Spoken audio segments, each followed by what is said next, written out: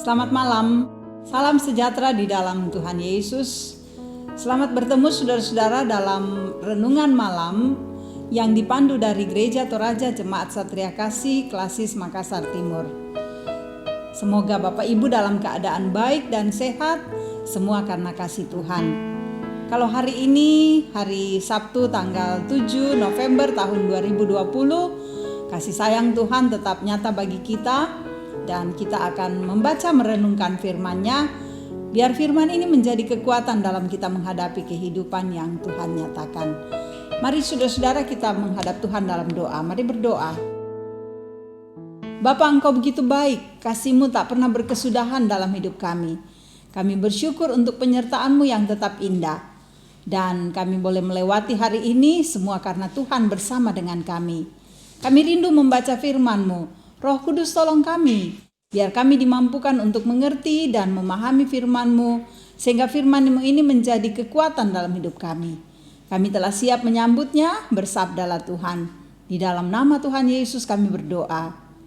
Amin. Saudaraku yang kekasih, kita akan membaca Mazmur 145. Mazmur 145. Dan ayatnya yang ke-18 menjadi ayat renungan kita. Tuhan dekat pada setiap orang yang berseru kepadanya, pada setiap orang yang berseru kepadanya dalam kesetiaan. Demikian firman-Nya. Haleluya. Amin. Tema kita saudara-saudara, Tuhan besertamu. Tuhan besertamu. Saudara-saudara, kita memiliki Allah Bapa yang memiliki pribadi yang sangat dekat dengan kita. Tuhan selalu bersama dengan kita. Atau lazim kita dengar dengan kata Immanuel. Immanuel, Tuhan beserta dengan kita. Setiap orang tuh saudara-saudara menginginkan Tuhan bersama dengannya. Dan memang Tuhan tidak pernah jauh dalam kehidupan kita. Kita mesti memahami ini. Kalau kita memahami, maka kita akan merasakan betapa Tuhan itu dekat. Saya mau mengajak kepada kita saudara-saudara untuk merasakan bagaimana pribadi Tuhan itu yang sangat dekat dalam kehidupan kita. Hal yang pertama yang kita mau lihat saudara-saudara, bahwa Tuhan itu selalu ada bersama dengan kita. Saudara, setiap waktu, setiap saat, dimanapun kita berada, bagaimanapun keadaan kita, Tuhan selalu bersama dengan kita. Kalau kita memiliki orang dekat, tapi biasanya orang dekat itu akan jauh dari kita. Kalau kita memiliki sahabat, untuk sesaat dia boleh bersama dengan kita, tapi kemudian dia akan jauh dari kita. Kalau kita punya orang tua, dia boleh bersama dengan kita mulai kita lahir sampai menjadi seorang yang telah selesai pendidikan. Lalu ketika kita bekerja, maka kita akan jauh dari keluarga. Saudara yang kekasih, tapi ada satu sosok yang tidak pernah jauh dalam kehidupan kita, yaitu Allah. Dia selalu bersama dengan kita, menyertai hidup kita, memelihara dan mengasihi. Justru yang jauh adalah kita seringkali jauh dari Dia. Jauh dari persekutuan, jauh dari doa kepada Tuhan, jauh meninggalkan Tuhan. Ini saudara-saudara seringkali terjadi dalam kehidupan anak-anak Tuhan. Tapi sekalipun kita jauh saudara-saudara, Tuhan selalu bersama dengan kita. Dia adalah sosok yang selalu ada dalam kehidupan kita. Oleh karena itu yang harus kita lakukan adalah selalulah datang pada Tuhan. Selalulah ingat Tuhan, karena Dia selalu bersama dengan kita. Apapun yang kita buat, ketika kita mulai bangun pagi, kita selalu tahu bahwa Tuhan ada bersama dengan kita. Karena itu mengawali seluruh kegiatan kita, datang pada Tuhan, berserah diri, berdoa, bawa hidup ini agar seharian ini Tuhan bersama dengan kita. Kita mulai bekerja, kita mulai mengurus ini itu, kita mulai memikirkan ini itu, kita mulai belajar dan sebagainya. Percaya Tuhan selalu ada bersama dengan kita. Nah, hal yang kedua saudara-saudara, Tuhan selalu menyatakan kasih-Nya dengan memberikan apa yang selalu menjadi kebutuhan kita. Ini mesti kita sadari saudara-saudara. Dia selalu memenuhi yang merupakan kebutuhan kita. Ingat, bukan keinginan ya, kebutuhan. Dia penuhi apa yang menjadi kebutuhan kita. Dan kita harusnya bersyukur. Tapi seringkali banyak orang yang justru bersungut-sungut karena tidak merasakan bahwa kebutuhannya, keinginannya itu terpenuhi. Dia ingin lebih banyak, lebih berhasil. Padahal Tuhan pasti memberikan yang merupakan kebutuhan, dan itu cukup, saudara-saudara. Kalau Tuhan berikan kebutuhan dalam kehidupan kita, maka kita bersyukur, dan sebaliknya kita juga berikan yang terbaik untuk Tuhan. Nyatakan yang terbaik untuk Tuhan, berikan yang terindah untuk Tuhan. Ketika kita sudah memberikan yang terbaik untuk Tuhan, saudara-saudara, mau kita berikan waktu kita, tenaga kita, materi kita tahu bahwa semua yang kita berikan itu untuk kemuliaan nama Tuhan. Kalau saudara berikan tenaga untuk Tuhan, saudara bekerja, saudara tahu bahwa itu untuk Tuhan. Kalau saudara berikan materi, saudara tahu bahwa itu untuk pelayanan, berikanlah yang terbaik. Dan semua orang yang sudah merasakan bagaimana Tuhan bekerja dalam hidupnya, memenuhi kebutuhannya, maka dia akan berikan yang terbaik. Disitulah kita akan bersyukur kepada Tuhan. Dia adalah pribadi yang memenuhi kebutuhan kita, makanya kita bersyukur dan kemudian berikan yang terbaik untuknya. Yang terakhir, saudara-saudara, Tuhan tahu luka hati kita. Ya, Tuhan tahu. Dia pribadi yang dekat dengan kita. Mungkin di antara kita ada yang mengalami masa sukar, masa berat. Mungkin ada yang merasakan bagaimana penderitaan terjadi dalam hidupnya. Saudara, Tuhan selalu dekat dengan orang-orang seperti ini. Seperti kata pemazmur bahwa Tuhan itu peduli, dia dekat dengan orang yang luka hati.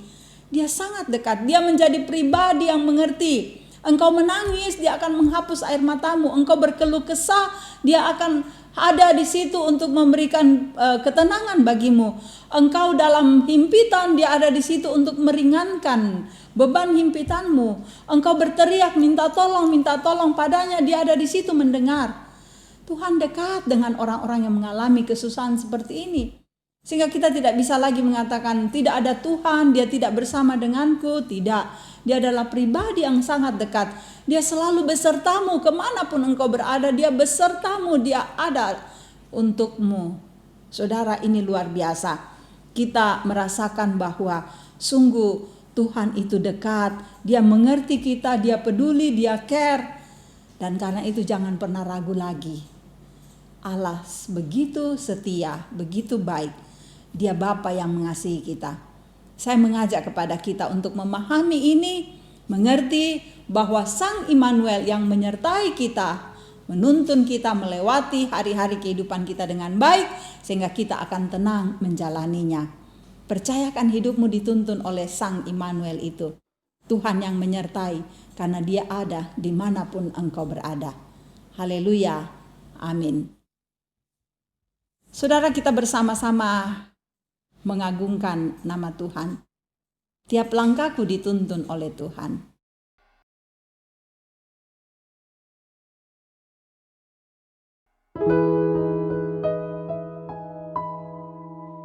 Tiap langkahku, ku tahu yang Tuhan pimpin ke tempat tinggiku dihantarnya.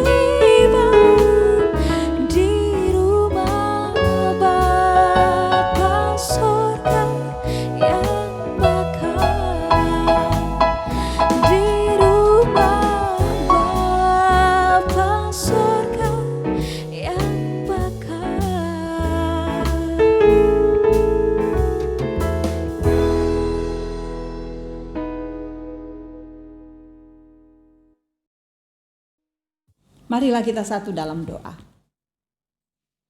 Bapa yang baik, kami bersyukur karena kami mengerti Engkau pribadi yang tidak pernah jauh dari kehidupan kami.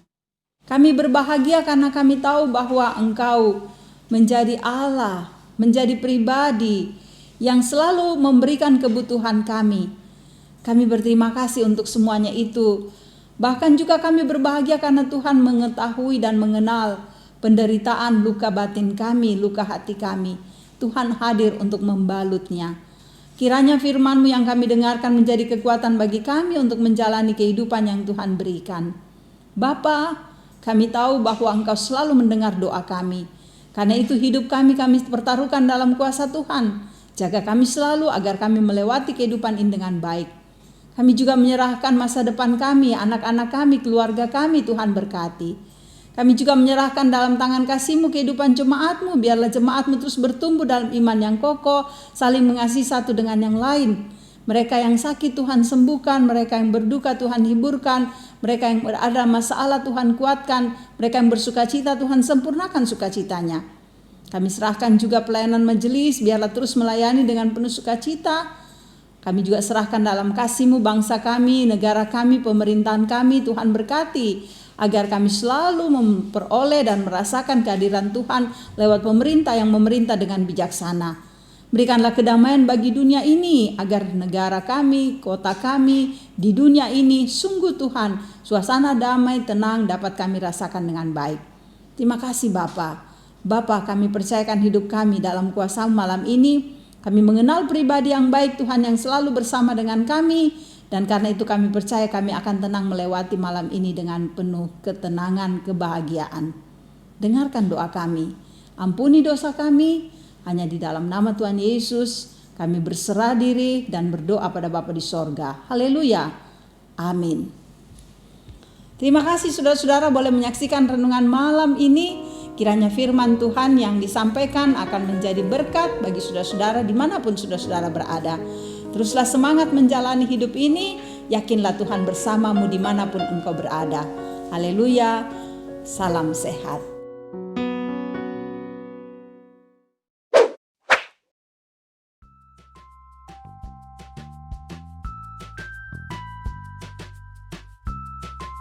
Wah, Shalom. Shalom. Saya datang membawa dokumen untuk pemilihan penatua dan diaken Jemaat Satria Kasih. Ya, terima kasih, saya sudah menunggunya dan saya sudah menyiapkan diri untuk memilih. Terima kasih Bapak. Terima kasih. Ya, shalom, Tuhan berkati. Bapak Ibu, saudara-saudara, saya sudah menerima dokumen dari panitia, dokumen pemilihan penatua dan diaken Jemaat Satria Kasih periode 2021 sampai dengan 2023. Kita periksa Bapak Ibu isi dari amplop ini. Ya, ya ada amplop besar dan isinya terdiri dari panduan cara memilih calon penatua dan diaken. Ini terlebih dahulu kita membacanya dengan secermat mungkin sebagai panduan kita untuk menentukan siapa yang akan kita pilih menjadi penatua dan diaken.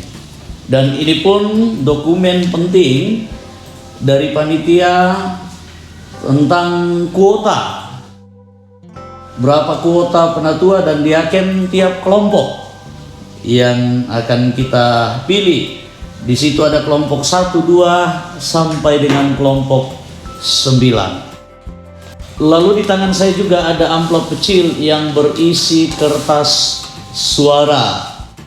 Di dalamnya lengkap, terdiri dari nama-nama calon penatua dan diaken mulai dari kelompok 1 sampai dengan kelompok 9. Cara untuk memilih, kita memilih penatua dan diaken sesuai dengan kuota yang sudah ditetapkan.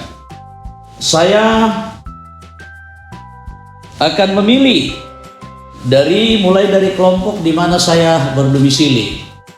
Saya kebetulan berdomisili di kelompok 6, sehingga kita dapat mengetahui bahwa kelompok 6 kuota untuk penatua dan diaken itu sebanyak 4, dan kuota untuk penatua 4 dan kuota untuk diaken itu sebanyak 4. Saya memilih mencentangnya, melingkarinya.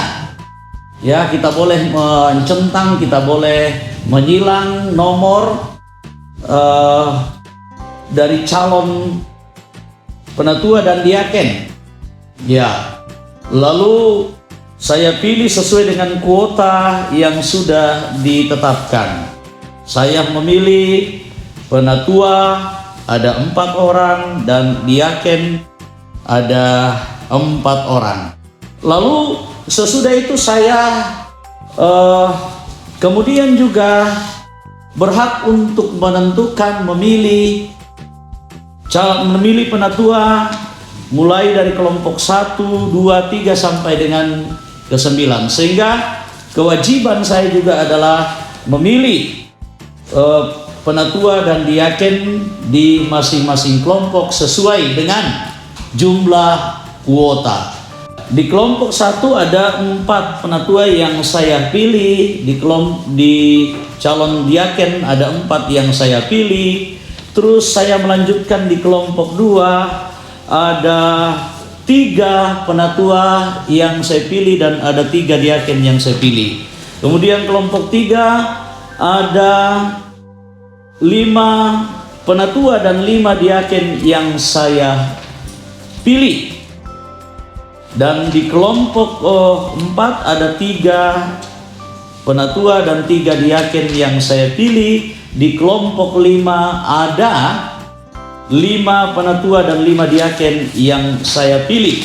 Kemudian saya memilih juga untuk di kelompok 7 ada 5 penatua dan 5 diaken. Kemudian saya juga memilih penatua dan diaken di kelompok 8 masing-masing, 4 penatua dan 4 diaken. Dan yang terakhir saya juga memilih penatua dan diaken yang ada di kelompok 9. Saya melingkari atau menyilang sebanyak 7 penatua dan 7 diaken. Sesudah itu kertas suara saya lipat dan saya masukkan ke dalam amplop yang sudah tersedia. Bapak Ibu, jikalau kita di satu rumah tangga memiliki 4 orang yang berhak memilih, berarti kita mendapatkan 4 amplop yang di dalamnya ada surat suara. Jikalau kita ada 5 berarti kita mendapatkan 5. Jikalau kita ada 9, kita juga mendapatkan 9 kertas suara. Sesudah itu Bapak Ibu Saudara-saudara, penting untuk kita ketahui bahwa sebelum kita memilih penatua dan calon diaken, kita menunggu bersama-sama secara menyeluruh panduan yang akan disampaikan dari Gedung Gereja Jemaat Satria Kasih lewat ibadah live streaming, dan pemilihan akan dilaksanakan sesudah kita dipandu lewat doa pada tanggal 22 November 2020 dari Gereja Toraja Jemaat Satria Kasih. Perlu juga kita ketahui Bapak Ibu Saudara-saudara, dari 75 calon penatua dan 76 calon diaken, ada 40 penatua dan 40 diaken yang akan terpilih. Bapak Ibu, nama-nama yang ada di dalam amplop ini yang adalah calon penatua dan diaken juga sudah ditetapkan secara sah dalam rapat pleno Majelis Gereja Jemaat Satria Kasih Jumat tanggal 30 Oktober 2020. Mari kita persiapkan seluruh hidup kita, hati kita. Semoga kita digerakkan oleh Roh Kudus untuk memilih hamba-hambanya yang Tuhan akan pakai selama 3 tahun ke depan di Gereja Toraja Jemaat Setia Kasih. Semoga lewat pemilihan ini Tuhan yang dimuliakan. Terima kasih, saya sudah menentukan pilihan saya dan saatnya saya akan memasukkan ke dalam kotak suara.